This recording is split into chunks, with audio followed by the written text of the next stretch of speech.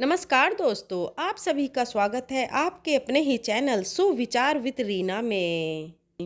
आज सुनिए माँ संतोषी की व्रत कथा। आज शुक्रवार के दिन माता संतोषी की व्रत कथा सुनना बहुत ही फलदायक होता है। बोलिए जय संतोषी माता की। एक बुढ़िया माई थी और उसके 7 बेटे थे। 6 बेटे कमाने वाले थे और एक बेटा निकम्मा था। बुढ़िया माँ 6 पुत्रों की रसोई बनाती, भोजन कराती और पीछे से जो कुछ बचता वह 7वें को पुत्र को दे देती थी। परंतु वह बड़ा भोला भाला था, मन में कुछ विचार नहीं करता था। एक दिन वह अपनी बहू से बोला, देखो मेरी माता का मुझ पर कितना प्रेम है। वह बोली, क्यों नहीं, सबका जूठा बचा हुआ जो तुमको खिलाती है। वह बोला, ऐसा भी कहीं हो सकता है क्या? जब तक आंखों से ना देखूं मान नहीं सकता। बहू ने हंसकर कहा, देख लोगे तब तो मानोगे। कुछ दिन बाद बड़ा त्योहार आया। घर में 7 प्रकार के भोजन और चूरमा के लड्डू बने। वह जांचने को सिर का दर्द का बहाना बनाकर पतला कपड़ा सिर पर ओढ़कर रसोई घर में सो गया और कपड़े में से सब देखता रहा। 6 भाई भोजन करने आए। उसने देखा माँ ने उनके लिए सुंदर सुंदर आसन बिछाए, 7 प्रकार की रसोई परोसी। वह आग्रह करके जिमाती रही। वह देखता रहा। 6 भाई भोजन कर उठे, तब माँ ने उनकी जूठी थालियों में से लड्डुओं के टुकड़ों को उठाया और एक लड्डू बनाया। झूठन साफ करके बुढ़िया माँ ने पुकारा, उठ बेटा, 6 भाई भोजन कर गए, अब तू ही बचा है, उठ, और तू कब खाएगा? वह कहने लगा, माँ मुझे भोजन नहीं करना, मैं परदेश जा रहा हूँ। माता ने कहा, कल जाता हो तो आज ही चला जा। वह बोला, हाँ हाँ आज ही जा रहा हूँ। यह कहकर वह घर से निकल गया। चलते समय उसे बहू की याद आई। वह गौशाला में कंडे थाप रही थी। वह उसे जाकर बोला कि मेरे पास तो कुछ नहीं है, यह अंगूठी है, सो ले लो और अपनी कुछ निशानी मुझे दे दो। वह बोली कि मेरे पास क्या है, यह गोबर भरा हाथ है। यह कहकर उसकी पीठ पर गोबर के हाथ की थाप मार दी और वह चल दिया। चलते चलते दूर देश में पहुंचा। वहां पर एक साहूकार की दुकान थी। वहां जाकर बोला, भाई मुझे नौकरी पर रख लो। साहूकार को नौकर की ज़रूरत थी। साहूकार उससे बोला, तू नौकरी पर रह जा। लड़के ने पूछा, तनख्वाह क्या दोगे? साहूकार ने कहा, काम देखकर दाम मिलेंगे। साहूकार की नौकरी मिल गई। वह सवेरे 6 बजे से रात्रि 12 बजे तक नौकरी करने लगा। कुछ दिनों में दुकान का लेन देन, हिसाब किताब, ग्राहकों को माल बेचना, सारा काम करने लगा। साहूकार के 7-8 नौकर थे। वे सब चक्कर खाने लगे कि यह नया नौकर बहुत होशियार बन गया है। सेठ ने भी काम देखा और 3 महीने के अंदर ही उसे मुनाफे का साझीदार बना दिया। 12 वर्ष में वह नामी सेठ बन गया और मालिक सारा कारोबार उस पर छोड़कर बाहर चला गया। अब वह बहू पर क्या बीती वह सुनो। सास ससुर उसे दुख देने लगे। गृहस्थी का काम करके उसे लकड़ी लेने जंगल में भेजते। इस बीच घर की रोटियों के आटे से भी जो भूसी निकलती उसकी रोटी बनाकर रख दी जाती और फूटे नारियल की नरेली में पानी। इस तरह दिन बीतते रहे। एक दिन वह लकड़ी लेने जा रही थी कि रास्ते में बहुत सी स्त्रियां संतोषी माता का व्रत करती दिखाई दी। वहां पर वह खड़ी होकर कहने लगी, बहनों यह तुम किस देवता का व्रत करती हो और इसके करने से क्या फल होता है? इस व्रत के करने की क्या विधि है? यदि तुम इस व्रत का विधान मुझे समझा कर कहोगी तो मैं तुम्हारा बड़ा एहसान मानूंगी।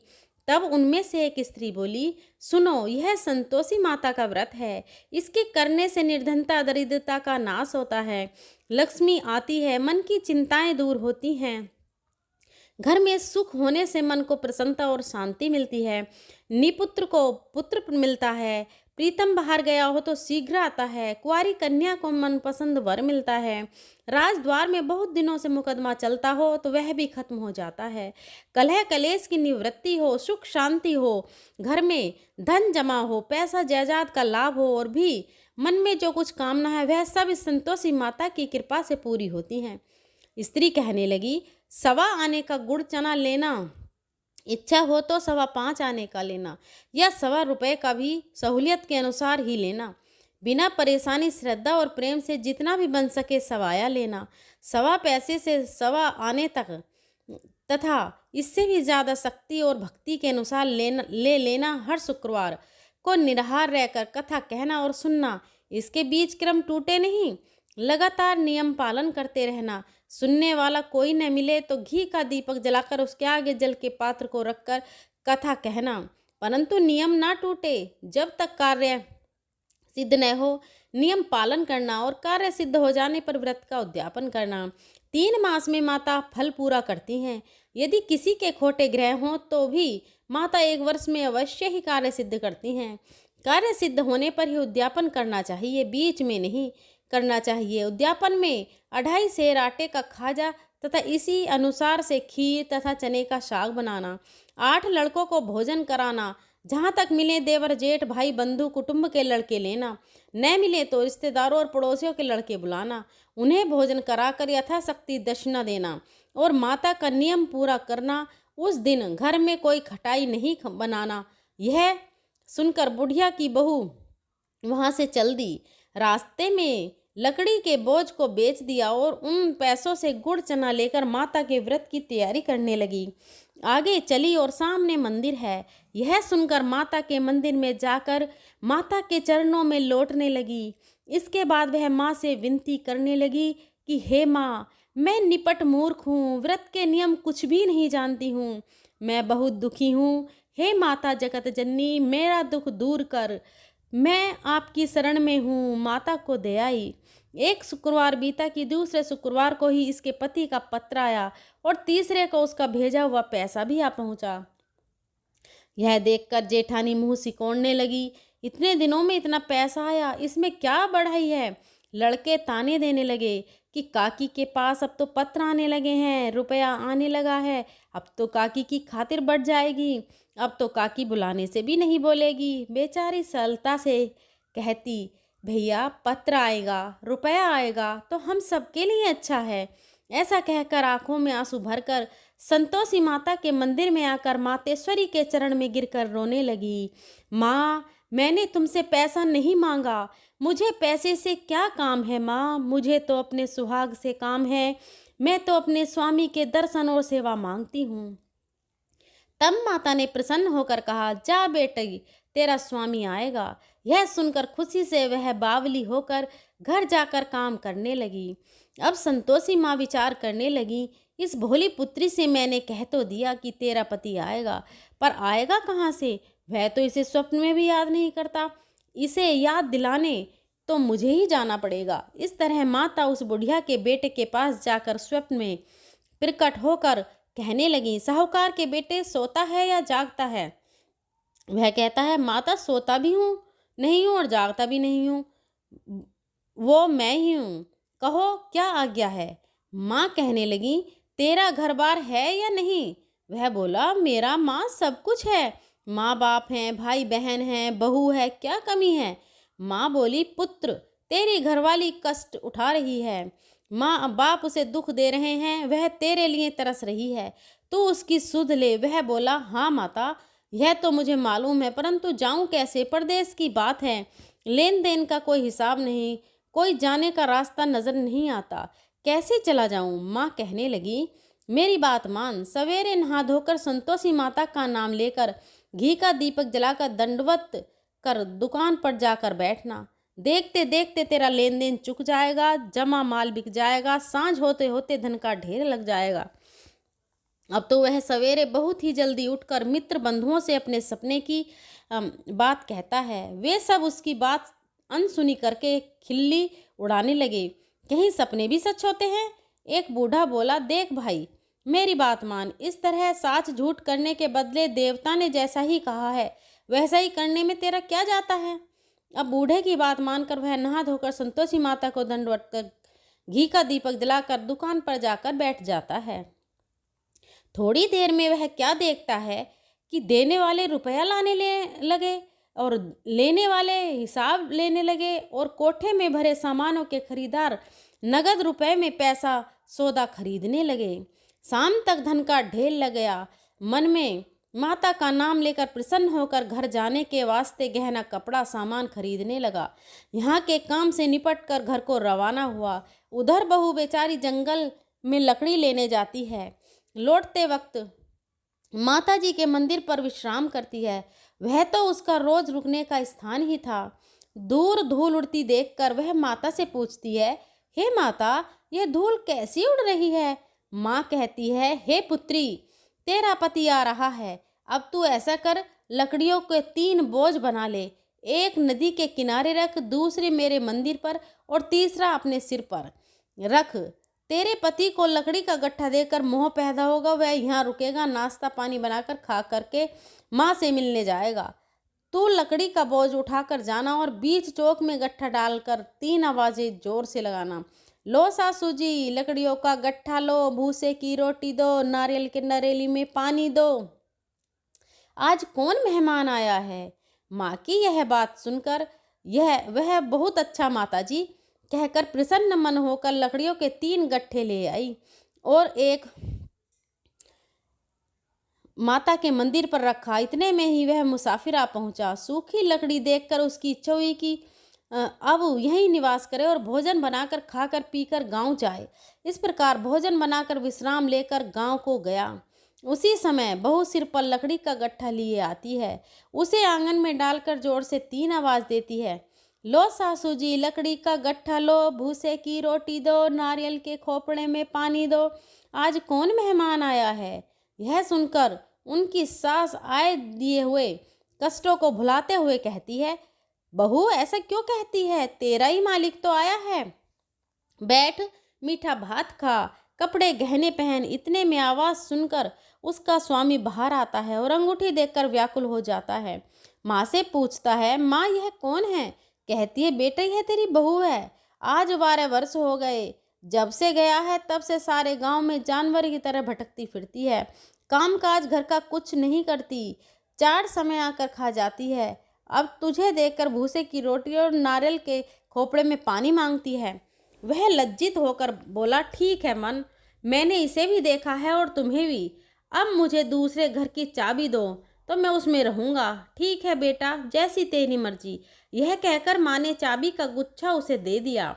उसने लेकर दूसरे कमरे को खोलकर सारा सामान जमा और एक ही दिन में वहाँ राजा के महल जैसा ठाट बाट बन गया। अब क्या था, वह सुख भोगने लगी। इतने में अगला शुक्रवार आया। उसने अपने पति से कहा, मुझे माता का उद्यापन करना है। उसका पति बोला, बहुत अच्छा, कर लो, अपनी खुशी से यह भी कर लो। तुरंत ही वह उद्यापन की तैयारी करने लगी। जेठ के लड़के को भोजन करने कहने के लिए गई। उसने मंजूर किया, परंतु पीछे जेठानी अपने बच्चों को सिखाती है, देखो भोजन के समय सब लोग खटाई मांगना, जिससे इसका उद्यापन पूरा नहीं ना हो। लड़के खाना खाने आए और खीर पेट भर कर खाई, परंतु बाद याद आते ही कहने लगे, हमें कुछ खटाई खाने को दो, खीर खाना हमें भाता नहीं है, देखकर अरुचि होने लगती है। बहू कहने लगी, खटाई किसी को नहीं दी जाएगी, यह तो संतोषी माता का प्रसाद है। लड़के उठकर खड़े हुए और बोले, पैसे लाओ। भोली बहू कुछ नहीं जानती थी, सो उन्हें पैसे दे दिए। लड़के उसी समय उठकर इमली लेकर खाने के लिए लगे। यह देखकर बहू पर माता ने कोप किया। राजा के दूत उसके पति को पकड़कर ले गए और जेठ जेठानी मन मारे खोटे वचन कहने लगे। लूट लूट कर धन इकट्ठा कर लाया था, सो राजा के दूत पकड़ कर ले गए हैं। अब शाम मालूम हो जाएगा जब जेल की रोटी खाएगा। बहू से यह वचन सहन नहीं हुए। वह रोती हुई माता के मंदिर में गई और बोली, हे माता जगत जननी, तूने यह क्या किया? हंसाकर क्यों रुलाती है? हो माता बोली, तूने उद्यापन करके मेरा व्रत भंग किया, इतनी जल्दी सब कुछ भुला दिया। वह कहने लगी, माता भूली तो कुछ नहीं हूँ, कुछ अपराध ही किया है, मुझे तो लड़कों ने भूल में डाल दिया है, मैंने भूल से उन्हें पैसे दे दिए, मुझे क्षमा करो। माँ बोली, ऐसी भी कहीं भूल होती है? वह बोली, मुझे क्षमा करो माता रानी, मुझे माफ़ करो माँ, मैं फिर तुम्हारा उद्यापन करूँगी। माँ बोली, अब भूल मत करना। वह बोली, अब भूल नहीं होगी। माता, अब बताओ वे कैसे आएंगे? माँ बोली, जा पुत्री, तेरा मालिक तुझे रास्ते में ही आता मिलेगा। वह निकली, रास्ते में पति आता मिला तो उसने पूछा, तुम कहाँ गए थे? वह कहने लगा, इतना धन जो कमाया है उसका टैक्स राजा को ने मांगा था, वह भरने गया था। वह प्रसन्न होकर बोली, अच्छा हुआ, अब घर चलो। कुछ दिन बाद फिर शुक्रवार आया तो वह बोली, मुझे माता का उद्यापन करना है। पति ने कहा, कर लो। वह फिर जेठ के लड़कों से भोजन को कहने लगी तो जेठानी ने एक दो बातें सुनाई और लड़के सिखा दिए कि तुम पहले ही खटाई मांग लेना।